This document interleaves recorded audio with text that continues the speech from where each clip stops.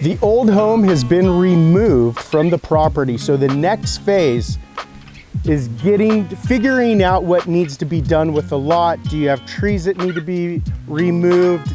Do you need stump grinding? Do you need to remove concrete pads, maybe asphalt driveways? There's a lot of things that need to be taken into consideration after you've ordered your home and removed the old trailer from your lot. So if you're interested in learning more about replacing old trailers with new manufactured homes in the entire process, make sure you hit that subscribe button and ring that bell. Right here, this is a perfect example of the phase where now we need to figure out what we need to do to clear this lot. There's a lot of debris. There's possibly trees, bushes, some stump grinding that needs to be done. But as you can see, all this concrete, we're gonna get rid of all this concrete.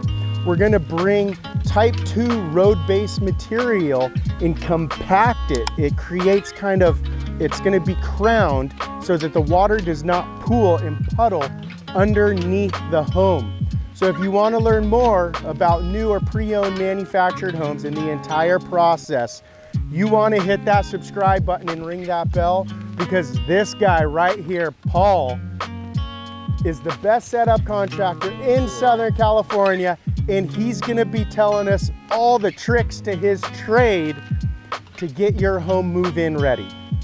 A very important part now the old home is off, especially on a rainy day, is water mitigation, which is a big concern in California.